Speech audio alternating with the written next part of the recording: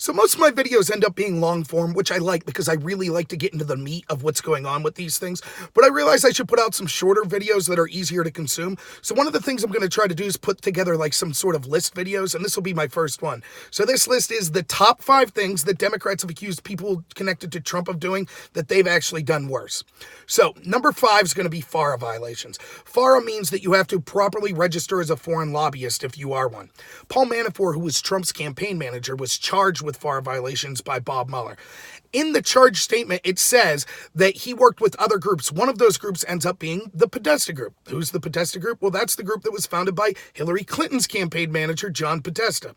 So both the Podesta group and Paul Manafort both have connections to both of the people running for president. The one connected to Trump, he sat in solitary confinement and was charged for the crime. The Podesta group, for doing the exact same crime with the exact same people at the exact same time, they got to retroactively file paperwork. So that's the first instance where you could see a theme that'll be coming here, that actually everything the Dems say that Trump did, they ended up doing worse. So number 4 is going to be lying to the FBI. Now, we know that Flynn, for example, was accused of lying to the FBI. Incidentally, go back and check out my video on this. Now, unbelievably, the FBI doesn't take like video or audio when they interview people. They just take notes, which we all have cell phones. Why can't they take video? It just seems corrupt. But anyways, their notes are called 302s. From the released FBI 302s, we know, one, that the FBI agents originally didn't think Flynn lied. And second, their notes show that at the end of the day, when Flynn was asked, did you have this conversation with Kislyak? He said, I don't know, it could have happened. I just don't remember.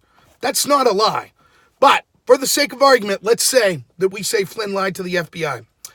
We know for a fact that Mills and Abedin, both their attorneys for Hillary Clinton's camp, both lied to the FBI. The reason we know this is the released 302s show that they stated and swore to the FBI they had no knowledge of Hillary Clinton's server until after her tenure as Secretary of State. But released emails have since showed that that's not true at all. They discussed this back as early as 2010. They were on emails discussing these private servers. So it shows that they lied about the material fact that the case was supposedly investigating. Yet, they weren't charged at all. Not only that, but released FBI notes also say the FBI agents that talked to Hillary Clinton, quote, thought it defied credulity that she thought the C at the top of the papers meant that it was alphabetical order, when in reality it means confidential or classified. In other words, FBI agents thought that Hillary Clinton lied. Was Hillary Clinton charged with any lies? Absolutely not. So that's the 4th thing. So let's go with number 3, obstruction of justice. So the Democrats have been screaming before this Ukraine scandal was their newest course du jour. They were screaming that obstruction of justice, we need to impeach Trump for obstruction of justice. What were their claims? Well, the first was that he fired Comey. Despite the fact that they said Comey should be fired before that, despite the fact that Republicans said that Comey should be fired, despite the fact that Rosenstein wrote a notice saying that Comey should be fired, all of that they still said was obstruction of justice. That combined with the fact that he ranted and raved to people on his team and sent mean tweets and said that he wanted the Mueller investigation closed. Now, at the end of the day, we know that Mueller and Comey have both admitted that the investigation into Russia was never impeded in any way by Trump. We know that Trump and all of his team was found innocent of the underlying charge. Despite that, they still say obstruction of justice. The same people saying that have no problem with the fact that Hillary Clinton's team deleted subpoenaed emails that Congress had subpoenaed. And for those of you that don't know the story, Congress subpoenas these emails, and then a few days after they're subpoenaed, one of Hillary's tech guys, Paul Gambetta, uses BleachBit and destroys all the emails. The official story given was, well, they had these emails put aside from months prior to delete, and they accidentally forgot about it until the day they were subpoenaed and then realized, oh, those were to be deleted. So it was all just a big misunderstanding. Though that story doesn't even add up because a Reddit user named Katika was actually able to find that Paul Gambetta went by a name of Stone Tier on Reddit. He was on Reddit the day before he deleted these emails asking help how to remove a, quote, very VIP's name from an email chain.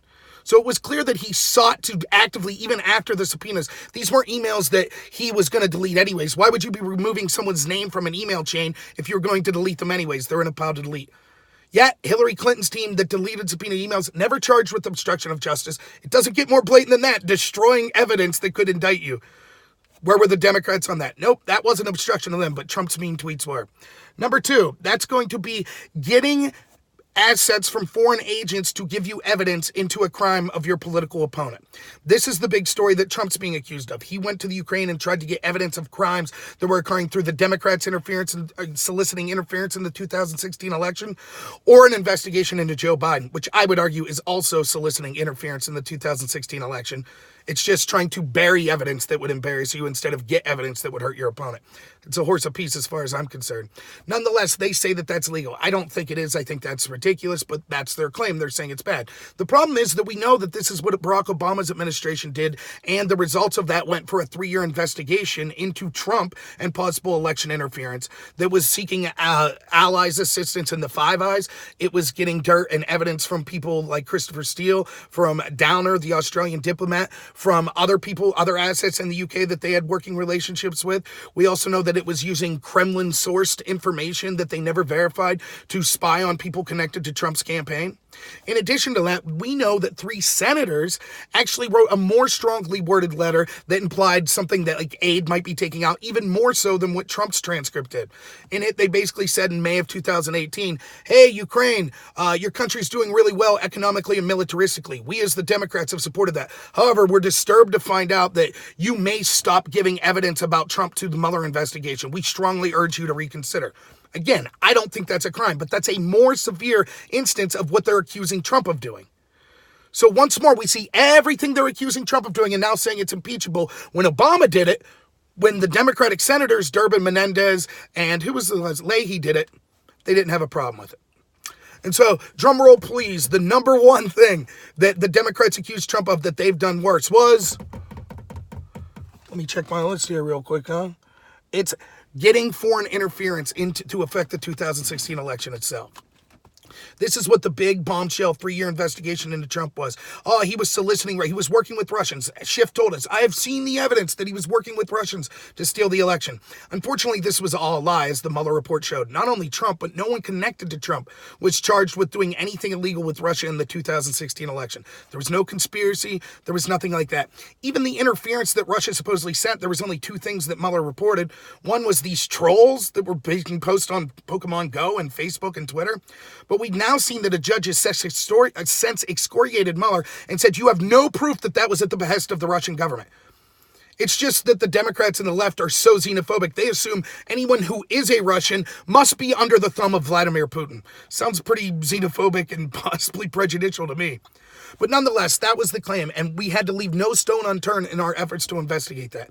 Meanwhile, at the same time this claim was being made, we know that the Hillary Clinton team was lying for a year about the fact that they paid a foreign spy to get dirt on Trump from Kremlin officials. Remember, the accusation with Don Jr. in Trump Tower, everyone was ablaze about, said how terrible it was, because he was meeting with a Russian that supposedly had dirt on Hillary. They said, you can't do that. That's treason. That's a crime. At the same time, he never got the dirt. He left after 10 minutes. And at the same time, we know the Hillary Clinton team was actually paying for Russian dirt and actually got it. Not only that, they actually used the dirt successfully.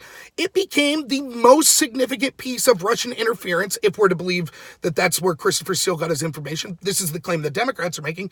It's the most severe instance of Russian interference and the most effective, because it was used to spy on people in the Trump campaign. It was used to start an investigation that lasted 3 years, and people still believe the claims that these Russians made, even though they've never been verified, and Mueller, after 3 years, was unable to prove any of the significant claims in it. So if you're Russia and you really wanted to interfere in the election, what would be the best example? Wow, we actually got Mueller to believe this crap. We actually got the DOJ of Obama to believe this crap and to spy on their political opponent. Something like 40% of the Democrats still believe that Trump's a Russia spy after all of this, or he's a stooge of Russia. And by the way, the Trump Tower meeting was a setup. We know that the woman, Veselnitskaya, was actually an employee of Fusion GPS, and she met with the leader, Christopher Steele, the day before and after her meeting in Trump Tower.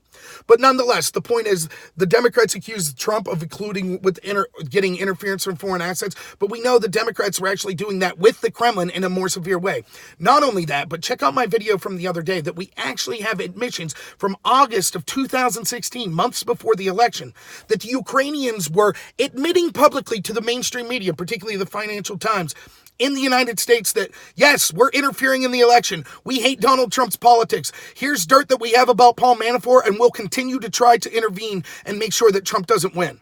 We know for a fact that someone from the DNC named Alexandra Chalupa was actively going over to solicit this dirt. We know that they worked with the FBI giving them this dirt. That's a country admitting to meddling in our elections.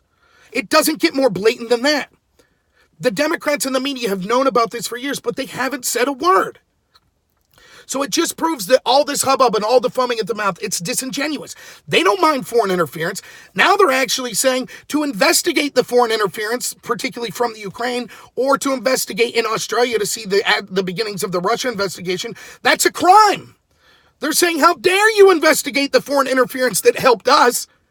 So that's the number one example of the hypocrisy in them of doing crimes more blatantly and more severe than the things they accuse Trump of. In almost every, and it's by no means a comprehensive list. In almost every instance you could point of them accusing someone in the Trump team of, you could see a more blatant example of the intel community or the Democrats doing the same thing. So, hey, I hope you like this video. Please like and subscribe. I'm going to be putting out more material.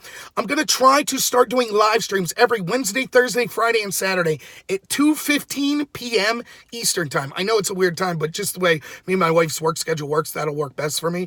So please share my channel if you're interested in that. My goal is to stop the stranglehold that the mainstream media has on information and show how corrupt them and the establishment is. So thank you so much, everyone, and have a good one.